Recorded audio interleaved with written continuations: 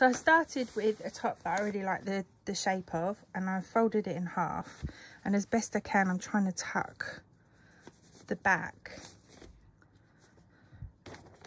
away because I want to get the front first. And when I fold it in half, I'm going to line it up against the edge of the paper, and then make sure I get a straight line.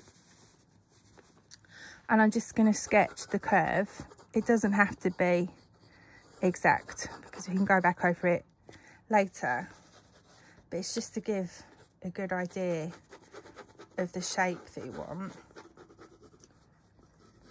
So I'm doing the shoulder, the armhole and the neckline.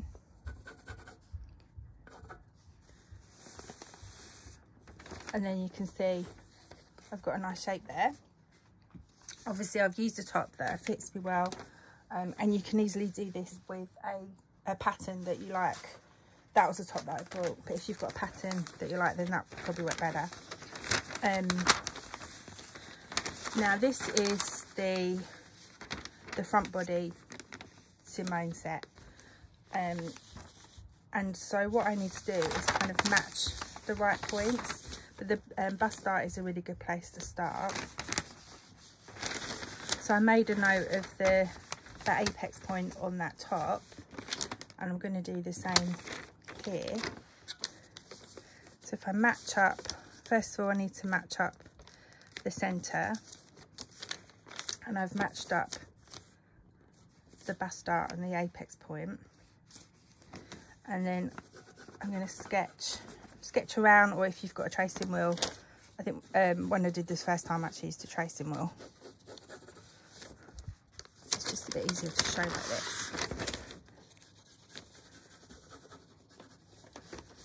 So I'm going to sketch around, and then you can see the two and how they differ. If you've got your wheel, need a tracing wheel to do the bust point. I can just about mark it out there. And then just measure from the apex bust point up to the shoulder seam on yourself to make sure that is the length you want. Measure it against the top that you're using, and I'm just going to get a ruler so I can mark in those points. So with my pattern master or ruler, I'm just going to mark in the bust dart,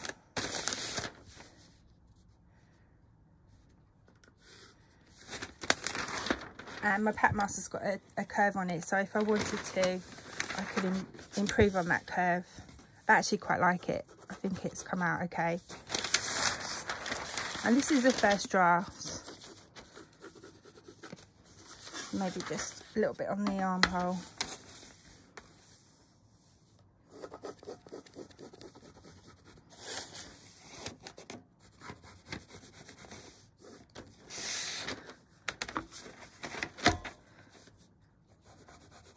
And out to the bust dart.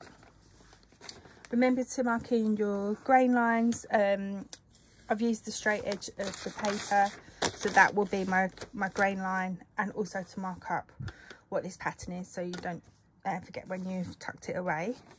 And I'm going to cut that out, make a toile, and then see if there's any changes that I want to make. So a quick note about the top that I'm wearing. So it's a wearable toile. I'm not very good at making toiles, I'm a bit lazy. But this one is actually the top of the Maven Simone set, and I'm just not able to wear the little strappy shoulder straps. So I wanted to fill it in a bit. I haven't quite got it right, as you can see. It's a bit too sort of wide on the neck and then too wide here. So what I need to do is just pull it in a bit and then scoop out around the arms, and then I can make it into a really lovely vintage fabric. So I've cut out from the main fabric, I've cut the shell, and I've also cut the lining, you can see. So I'm going to bag them together. So I've stitched the shoulder seams, and I've stitched the darts and the side seams, but I've left open about 15 centimetres, 20 centimetres from the bottom, and the same on the lining as well.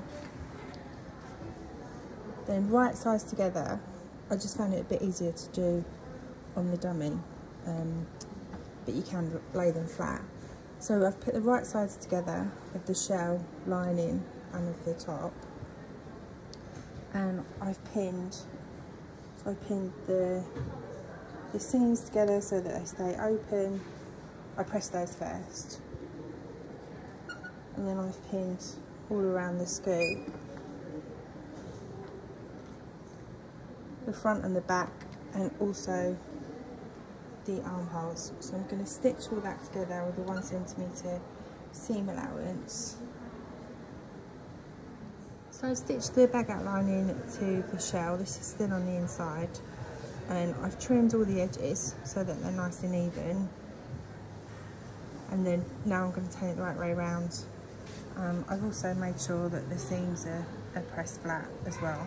I'm going to press from the inside. I'm going to press along the neckline, and you can see I've just made sure that the right side of the fabric, or the main fabric, is just showing on the inside, and then that way it means that the lining won't show on the right side. So just very carefully press, and then I place a pin in just while we're waiting for the pressing to hold in place, just so it doesn't come out as I go round.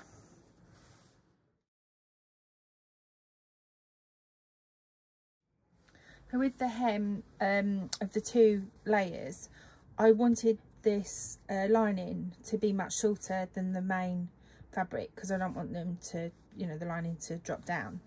But I also didn't want to fix them or bag them out together, because it can pull, especially this is cotton and this is polyester viscose, so it's kind of silky, and the 2 fabrics together, they'll end up pulling each other, especially after washing. So what I've done to make sure this one's shorter, I mean, I trimmed it to make sure it was even before I stitched, and then I've pressed this over twice so you haven't got a raw edge. Excuse the blue stitching, I just didn't change the thread on the machine, so it's only for me and no one is going to see. And then what I've done is, on the main fabric, on the outer fabric, I've used the rolled hem setting on my overlocker or serger, and so I've got a nice narrow edging. And then what I'll do is I'll press that a very tiny hem. I'll press that over all the way around, and then I can either machine stitch that, or you can do a hand stitch, a slip stitch, if you wanted it to be invisible.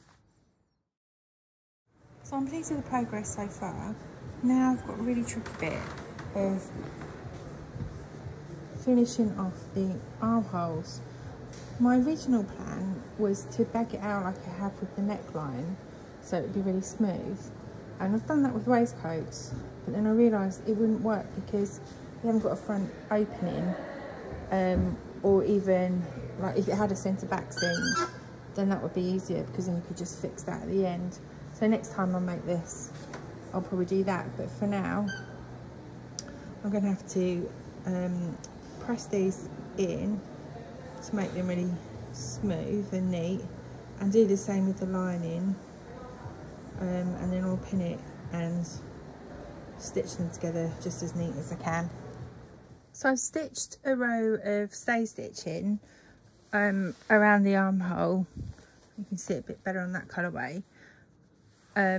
Just about 5mm away from the edge, and it stops the armhole stretching, but also it will give me a guide when I'm ironing of where to turn it over, so that will just help a little bit.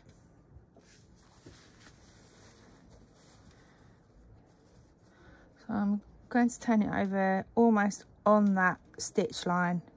I don't want it to show, so I'm just going to press. Oops.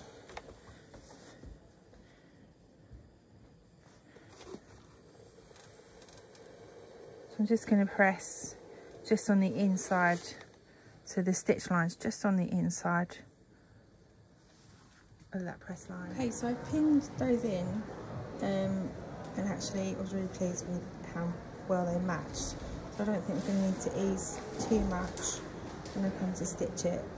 I am going to stitch it on the sewing machine just because I don't have too much time for this top, but otherwise I think it would look really nice with the little slip stitch in there so you couldn't see any of the stitching.